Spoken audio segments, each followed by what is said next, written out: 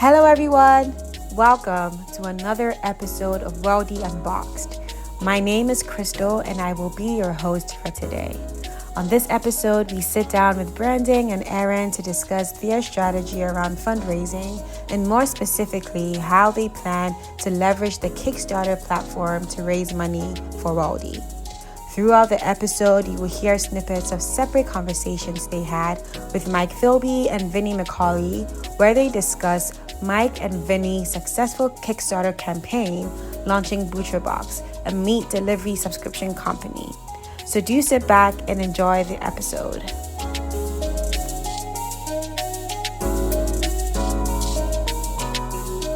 Hi, Brandon. Hi, Aaron. Welcome to another episode of Worldie. Today, we'll be talking a little bit about Kickstarter and the conversations you've had with Mike Filbey and Vinny McCauley on their own experiences with Kickstarter.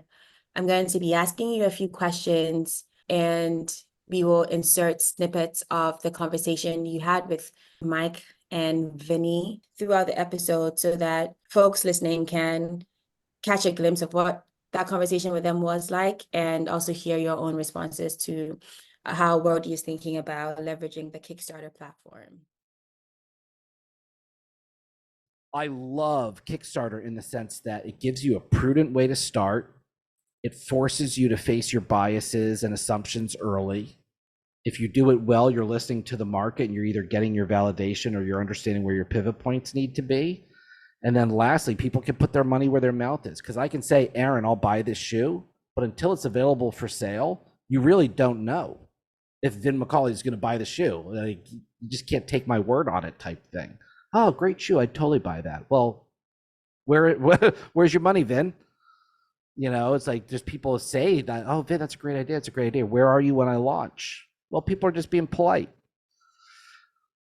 Kickstarter takes the politeness out and really puts you in business. I mean, I think it's a fun. I can't think of a reason why you don't launch with a Kickstarter. So before we get into the meat of the conversation about Kickstarter and the platform itself, why do you guys think that that is the best way to go about raising money for Worldie at this stage of the company's growth? I think we may have talked about this in a previous episode, but me and Brandan both want to bootstrap, and we both want to put off raising money from institutional investors for basically as long as we can, just so that we can build this company based on our values and make sure that it's what we're doing is aligned with our vision and our mission. And Kickstarter is a way to get money in the door quickly and not have to give up equity. So that's why it's always been kind of a platform that we've been interested in launching with. And I think it's just easier to raise money that way versus trying to get money from a VC. So I mean, also kind of like validating demand has been another reason why we've wanted to do Kickstarter. So if we raise a decent amount of money on Kickstarter, then that indicates that there's actually a market for this product, and then we can keep going forward. Versus if we're just trying to raise venture capital, we never really know if there's market demand, I guess, until we raise and then spend money and then see if people actually buy the product. So this is a way to kind of very early on in the process understand who our target customer is and how excited they are about our product. Yeah, 100% agree with all those points. The only point that I would add is that it's also an opportunity for us to create a little brand awareness. So being able to allow people who are even outside of our networks to get an understanding of what we're trying to accomplish with Worldie and get some exposure to our products and brand. So that's another just benefit of why like a crowdfunding campaign like Kickstarter kind of makes sense for us right now. That absolutely makes sense. What are your thoughts on leveraging the Kickstarter platform while keeping things lean? I know in your conversations with Vinny and Mike, you talked about how they'd hired people to help set up the campaign and record the videos, and I think they also got a consultant at some point to help them put everything together, and all of that costs money, but I know Worldie is trying to operate really leanly. So what are your thoughts on making sure that you put together a good Kickstarter campaign while not spending too much money, basically? I think I'll give it a first go. So one of the ways in which we're trying to stay lean while still being able to prepare properly for this like crowdfunding campaign is by having these type of conversations with like Mike and Vinny. So they were able to share with us like a playbook. In our conversation, I think with both of them, they kind of mentioned that all the things that you get from like the consulting firms that kind of handle this can be boiled down to what they kind of put in their playbook. And so that alone kind of saves us the money that we would be spending on like a consultant to prepare for this Kickstarter campaign just by like talking to them, getting their experience, their advice, and being able to kind of apply that to our own campaign. So that's one of the ways that we've kind of kept the cost down, and then just following some of the suggestions that they have inside of that playbook regarding like how much you should pay for a for a video. And a video is super important for a Kickstarter campaign, but at the same time, you don't want to break the bank. And so we've been looking for ways to really like have a quality video, but not like go overboard and like make it such a huge production that we never even break even on the video. So those are a couple of ways that we can kind of like stay lean while still preparing for a Kickstarter campaign.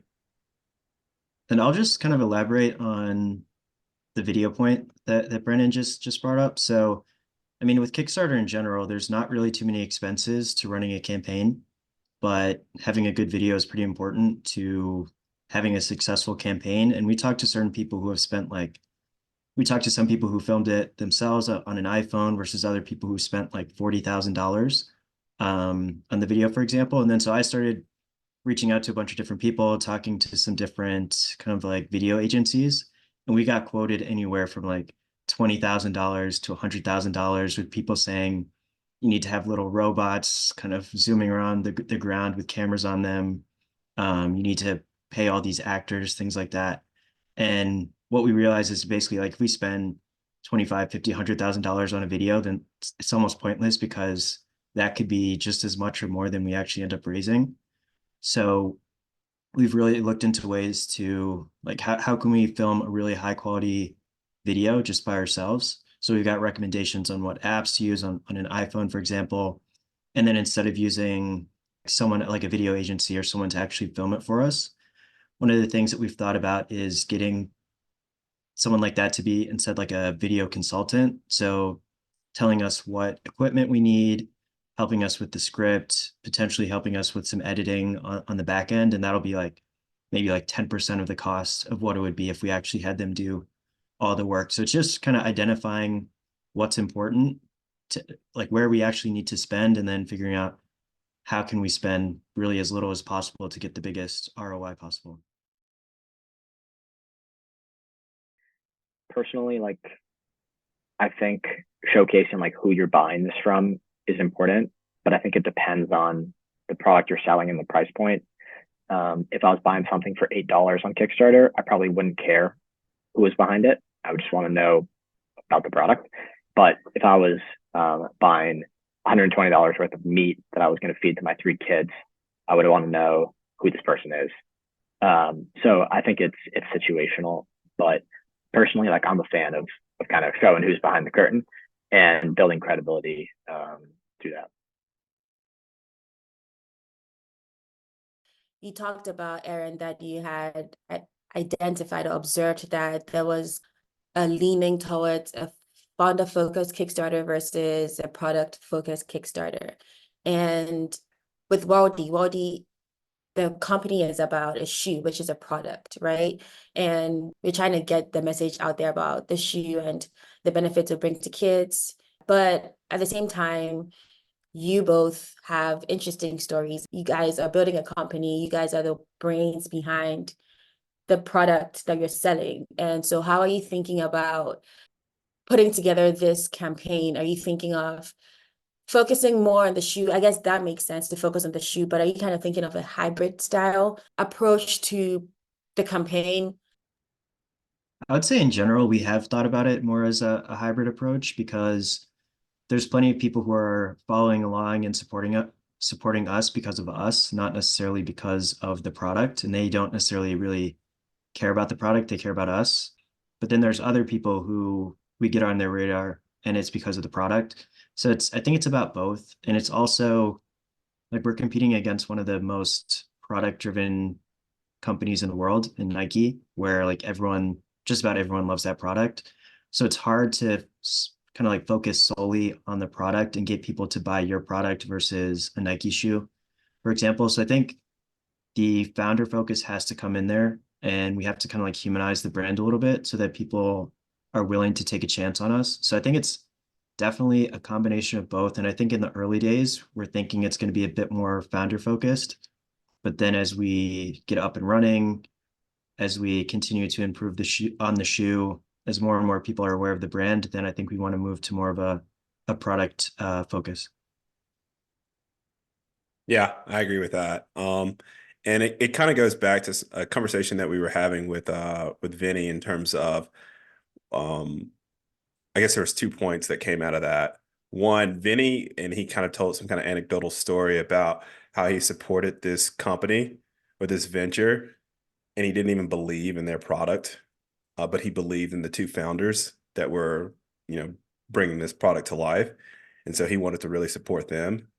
And so there are going to be people out there who believe in us and may or may not necessarily believe in our vision, at least not yet.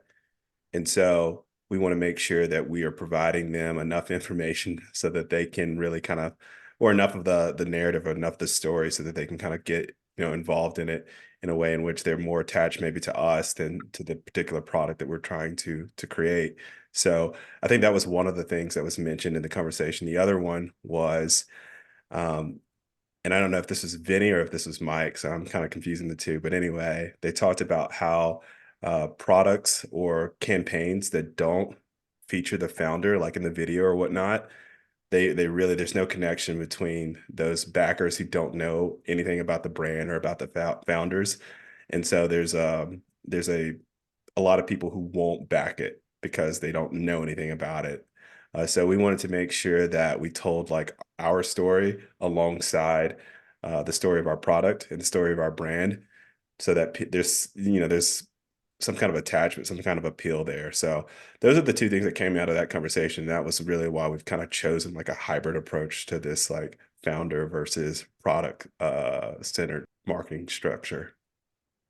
I think that is a good point about the connection between, the audience and whoever your target market is and the founders. I think there has to be some kind of humanization of the brand. I think, Aaron, you said that. That brings me to my next question about connecting with the people who are buying the product, because clearly kids are not the ones who are going to be paying for these shoes. It's going to be their parents or family members who have money to be able to afford the shoes. And in the conversations you had with Mike and Vinny, you talked a little bit about rewarding your backers from Kickstarter.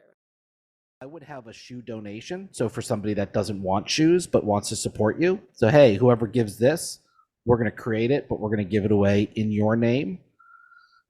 We did 2 ones that were kind of, silly-ish. I think we had a tweet for $1. We'll tweet your name. We'll just shout you out for $1. For $5, I think we'd send you a cow mooing audio file. So here was a way that people could support us without really, if money's tight and somebody goes, listen, I'd love to support you, but I just don't have the $100 for the meat. You go, but your name shows up on the list if you give us $1 for a tweet or $5 for a moo audio file. So, I really think it's good to think deeply on those things as far as the rewards go. So you're talking about crowdfunding the reward segment. And I think I think you do some early birds. So you say, hey, listen, there's only 100 of these. Everybody gives 100 gets these, but after these are all sold, it's 125 to get the same thing, to get those first day early donations. My buddy used to have a Give Racism the Boot t-shirt from Timberland. It was like a you can't find that t-shirt anymore. Something like that, hey, let's give shoelessness the boot, and it's a picture of your shoe. It's just a white tee, black and white. Something like that you could absolutely sell for people that don't want the shoe. I just wanted to ask about your thoughts on giving people something back, especially parents or older people who are not going to be using the shoes that you guys are selling, because obviously, again, it's a kids brand. How have you guys thought about that reward system? So it's kind of funny because I have a lot of friends, I mean, from U Chicago, from high school, from college, and whenever I see them, they're kind of like, can I get a shoe in my size? Can I get a shoe in my size? Things like that. So there's definitely interest, and there's kind of saying that not necessarily even to wear it around, but just to be able to like say they have it or whatever. So I think there's a lot of interest even among people who are not necessarily going to wear the shoe to be kind of like part of this launch, and to support us. So I've thought a lot about that, and I mean, we've had some different ideas. So one of the ideas, for example, is we could do signed sketches. So early sketches of the shoe, get our designers to sign them. Maybe you number it, say like 1 out of 50 or whatever, and then people can buy that. We have samples, right? So as we're going throughout this kind of like prototyping stage, we get different samples of the shoe. And I think people would also be interested in having one of those, for example, because that's another way to, you can't wear it, but it's another way of feeling like you're part of, the company in the early days. So I think things like that could be pretty cool because we're not going to have shoes in every single size. We're not going to have them in adult sizes, at least not initially. So we've had to kind of get creative about giving things out to people that they value and that make them feel like they've actually got something of value that's cool. So I think there's a lot of different possibilities. We just have to be a bit creative with it. Yeah, this is something that we've kind of like, I think Aaron like ended up creating like the spreadsheet of all these potential rewards that we could give backers. One of the more interesting things that came up, and this came up during our conversation with Vinny, is about being able to give away the product. So typically when you see these campaigns, it's almost like a pre-order. So what they do is you back us and we'll give you the product, or we'll give you the product before anybody else can get the product, or we'll give you several different varieties of the product. So like there's different ways to like back, or different, I guess, levels. And based upon the level in which you back that particular campaign, you'll get a reward that meets it. And for us, we're just a kids product. And so a lot of the people, kind of like Aaron's already mentioned, a lot of people, who are in our networks can't wear it, or they don't even have kids who could wear it, or maybe know anybody within their immediate network who could potentially wear it. And so what we've talked about, and we've talked about a little bit later, was that we would actually have a giveaway. So if you were to back us, instead of you getting the product, we'd be able to take that product and hold an event in which we like give that product out to kids. And so that's another way in which people can feel involved and feel a part of it and actually make some kind of like impact twofold, one for Worldie and one for, a kid who can now receive that shoe.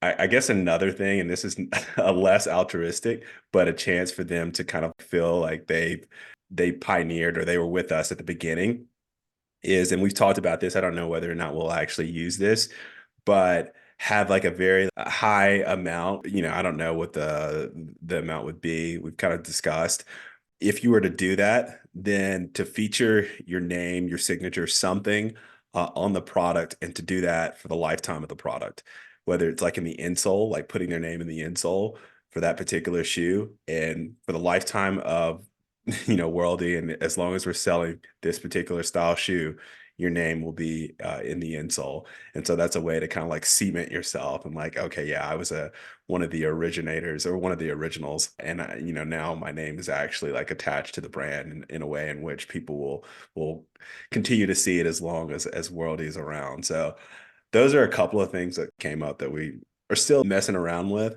and brainstorming, but nevertheless felt interesting to us.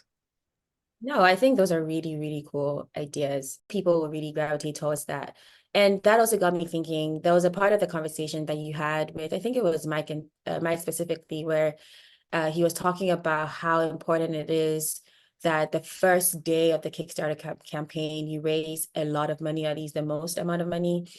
because it lends you guys credibility, and it also allows more people to see that traction and jump on the bandwagon, right? So it kind of helps raise more money, the more money you make on the first day.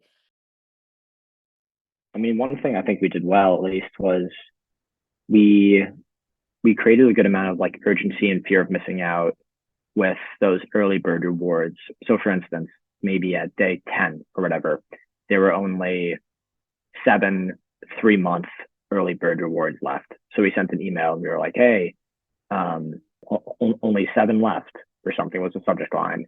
And then we talked about how, we expect these to sell out within the next 2 days. Wanted to give you like first access if you're interested in the early bird pricing for the 3-month reward, or something like that. So I think I think just having your ear to the pavement as far as where your rewards stand, letting people know about that is like a free way to drive some dollars and drive some action from people who maybe haven't taken any action yet. But then part of that is, right, you have to garner interest from the beginning leading up to that day, so that on that day you have all this interest, or you have the numbers that you need to carry you through the rest of the campaign, right? And I don't know if you guys have a strategy around creating that sense of urgency or FOMO, but I thought it was a very interesting point, and I want to hear your thoughts on that. I guess I can take first stab. So, yeah, and that's something that we've consistently heard from a bunch of people who've done like Kickstarter campaigns, is that you have to meet that goal on that first day, how important that first day is. Because once you start seeing that ball roll, once you start seeing that company pick up momentum, you want to be a part of it. You want to be a part of something that's winning. And so it's very important to like have that set up on day one, whether it's going out and making sure, and possibly it's just a bunch of this, going out and making sure that your backers that within your network are going to contribute day one. And then Vinny mentioned that he had his credit card ready for day one, and he swiped at day one because he knew that he was going to have to be able to donate and be a part of it. And I think having reward tiers that are exploding, so they only, the first 100 or the first 20 or the first 30 get this particular reward. And then after that, it's like closed off. And so you've got people, you built like this scarcity. And so everybody wants to kind of like, yeah, I want to be the first, within the first 20 or the first 100 or whatever it might be, to contribute so that I can get this particular reward, because that's not going to be out there anymore if I don't. So those are some of the ways in which you can kind of create that FOMO. Later on in the conversation with Vinny, he mentioned that continuing that momentum is a little bit more difficult with a Kickstarter campaign traditionally. And we've talked to a Kickstarter like consultant. I don't know if they're a consultant, but someone from Kickstarter who more or less helps you out with the campaign. And what they mentioned is that, day one and day 30 or whatever the campaign ends, those are your biggest contribution days. And throughout that other time period, not a whole lot of movement.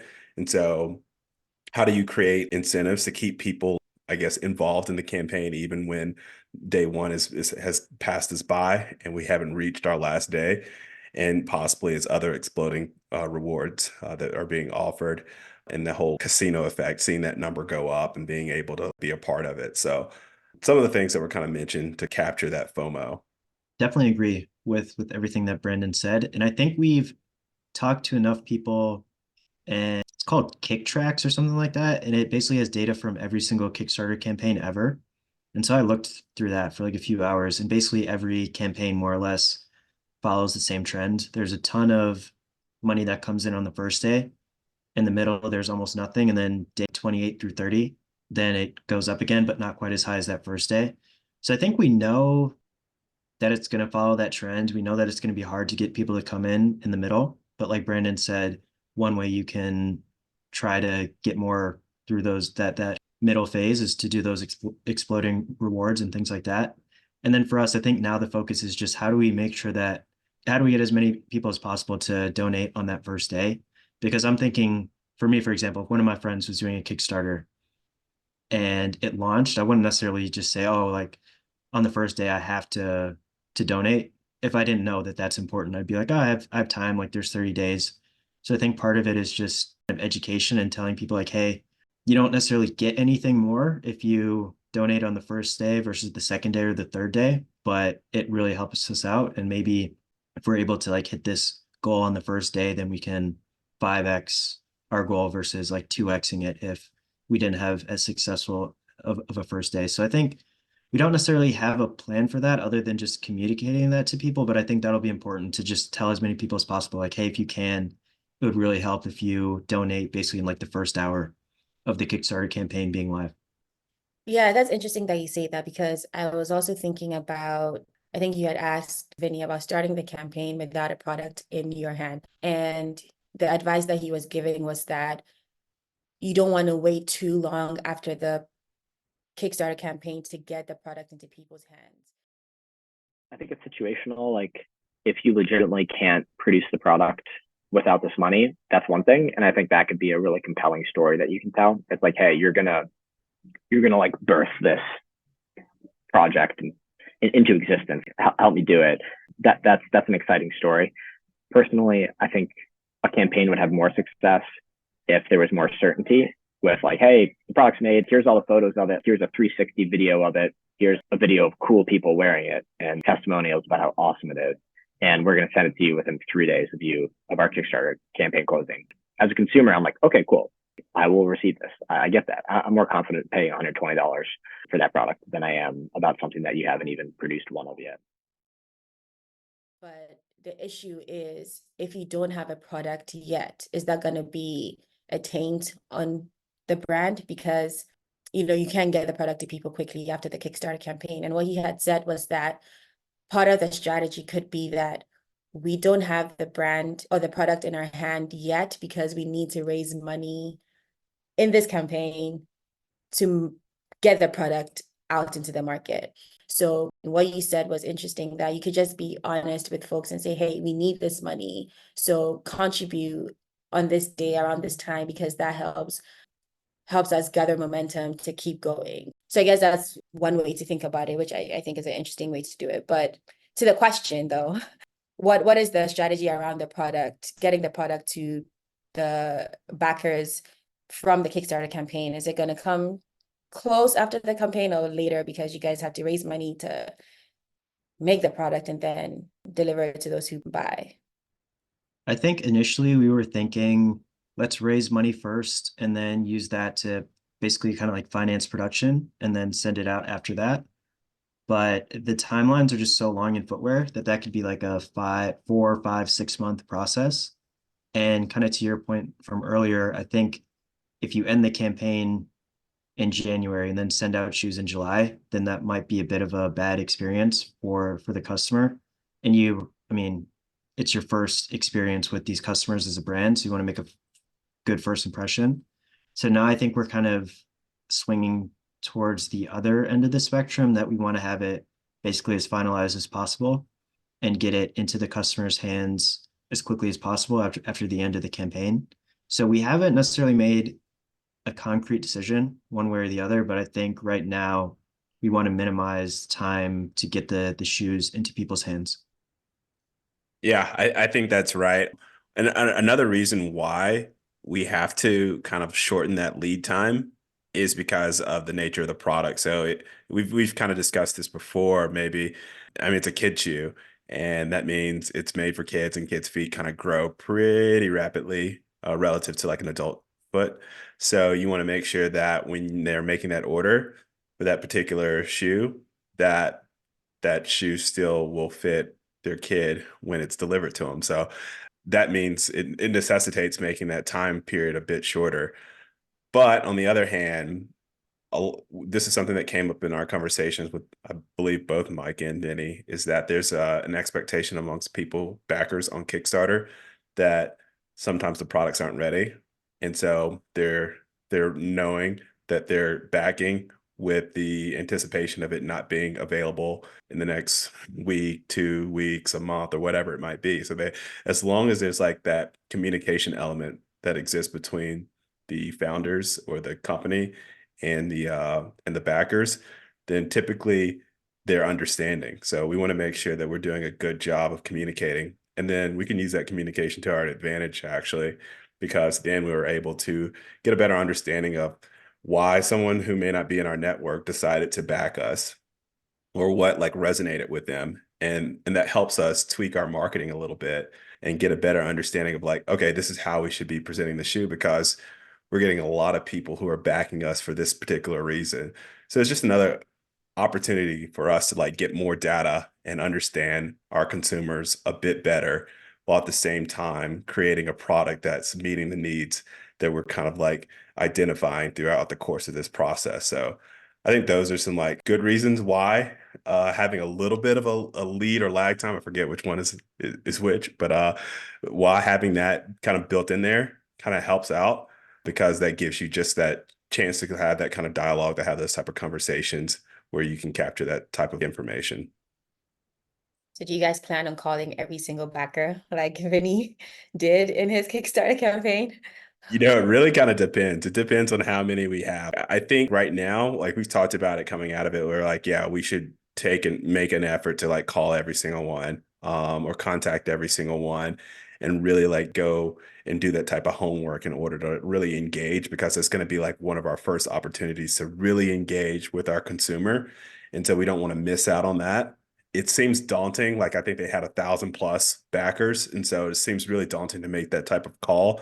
But again, like you can kind of create mechanisms to kind of help you out. So it likely wouldn't just be Aaron and I. We would likely try to create a team to be able to tackle that big of a I wouldn't call it a problem, but that big of a task.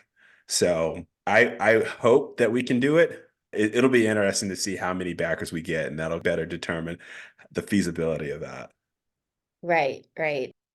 And that made me think we are lawyers after all. So we have to think about, the risks that are involved in any endeavor. So, and I know, Aaron, you'd asked this question to both of them about what their thoughts were, what their strategy was if the Kickstarter had failed. Just sort of binary looking at it, it's great. You missed your goal. Everyone gets their money back. You walk away. No harm, no foul. No investors are out. You've lost a month of your time, not years of your time. So to me, it's that.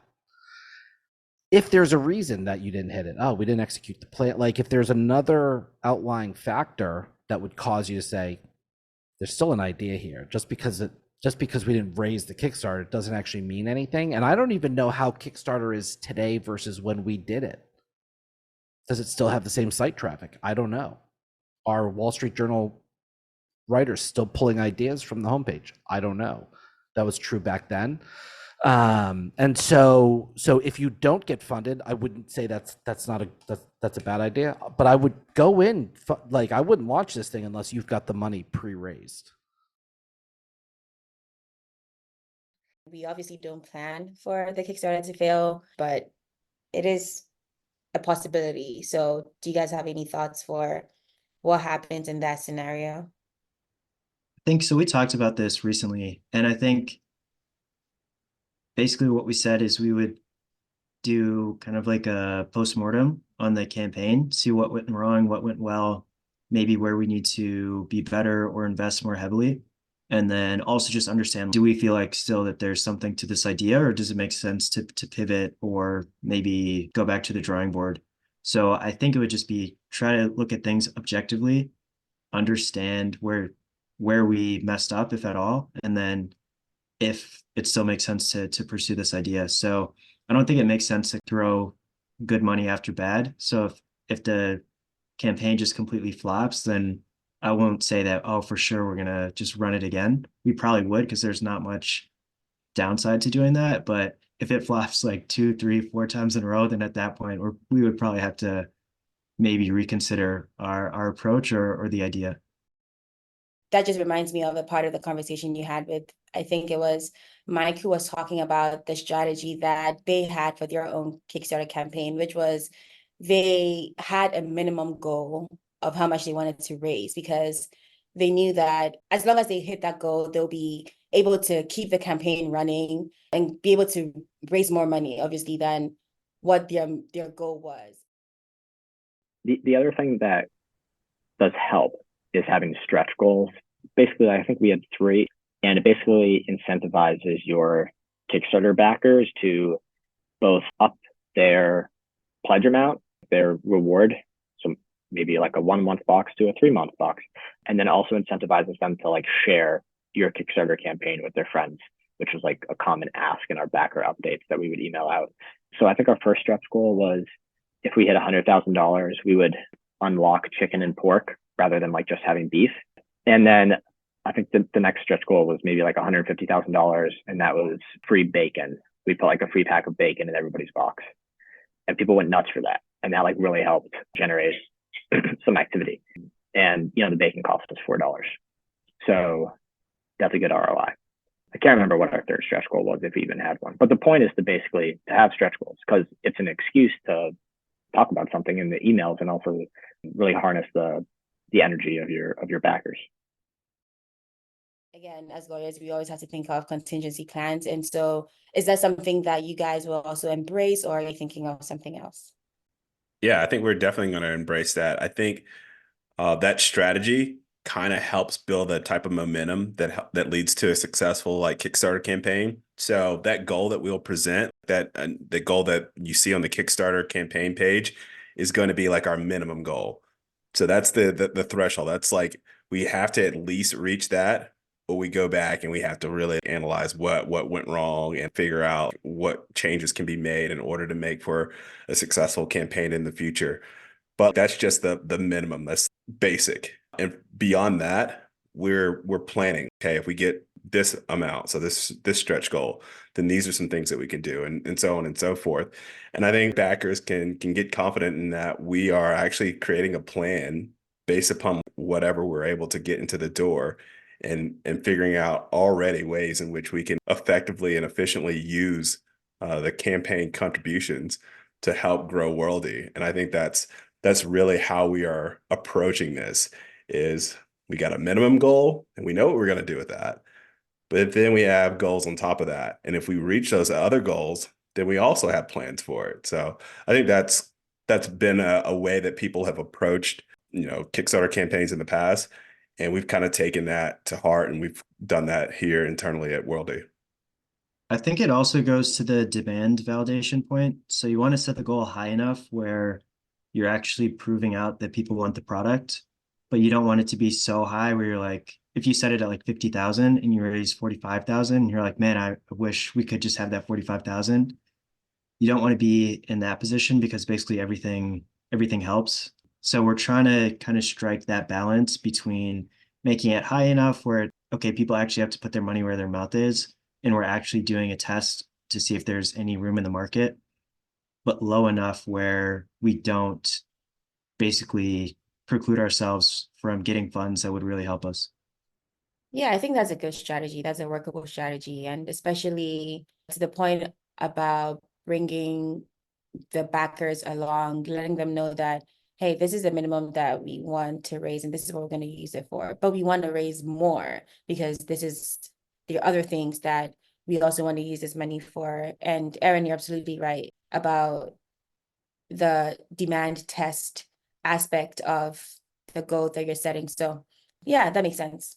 Well, thank you guys for sharing your thoughts on the Kickstarter campaign in general. And it seems like that's the first part of your fundraising strategy. But if you could talk a little bit about how the Kickstarter fits in your fundraising strategy generally, and what that strategy itself is.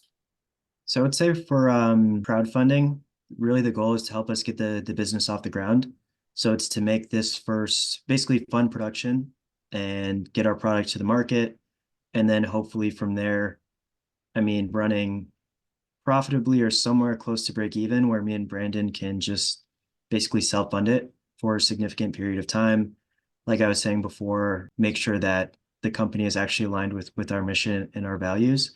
And then when we feel like we want to take the brand to the next level, so reaching scale, going national, whatever it is, then it makes sense to maybe bring in angel investors, VCs, things like that. So we're definitely not opposed to those things. We just want to push it off as much as possible, and Kickstarter kind of allows us to do that.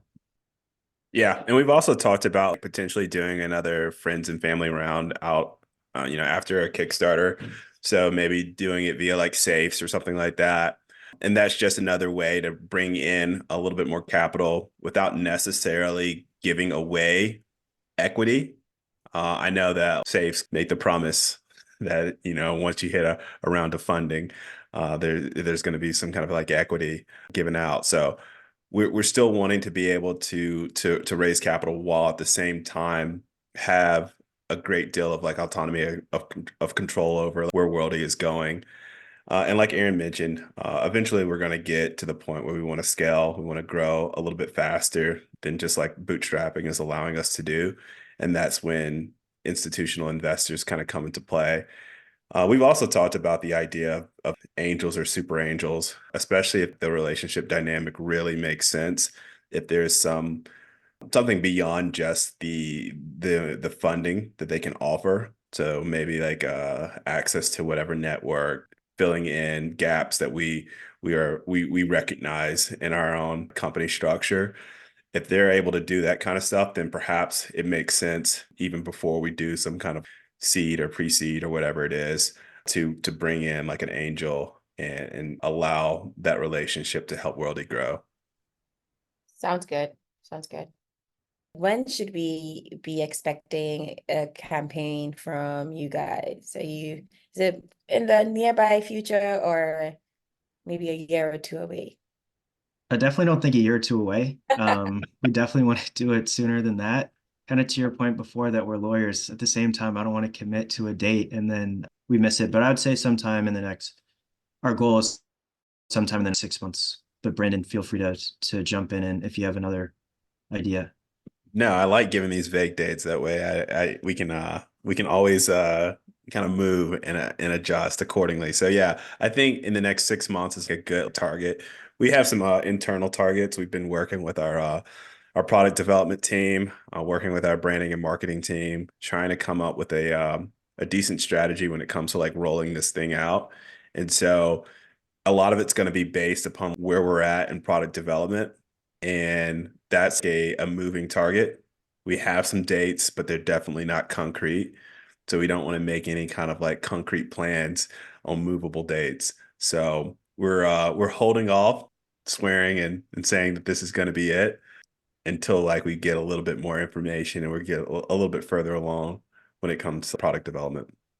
And the other thing that I would say, just in general, because some people are starting to ask, like, why is this process taking you guys so long, things like that. So if we wanted to have a product in the market, we could. It's just we don't want to put something out there that we're not confident in or that doesn't feel differentiated. So we've gone back to the drawing board a couple times to try to improve things and make them, basically, we want a product that really blows people away. We don't want something that's just like a copycat. So that's part of the reason why we're taking a little bit longer than maybe other people or than we might have thought in the past. It would basically in the past, maybe we thought it would take us like a year to do some of this. And now it's taking us like 2+ years. And that's because we really want to launch with a product that's really, really great. Yeah, and I think that customers will appreciate having a product that is not just another one in the market, but something that really truly meets their needs. So we won't hold you guys to fault for taking your time. But thank you so much for sitting with me to have this conversation. These are exciting times. We're looking forward to seeing the Kickstarter campaign when it eventually launches. But cheers to you, Brandan and Aaron, for the work you're doing and the product that you're building. I think kids would love to see the shoe and to use the shoe and to only have one shoe to worry about when they have to go play sports. So thank you again and looking forward to our next conversation. Always a pleasure. Thank you. Looking forward to it.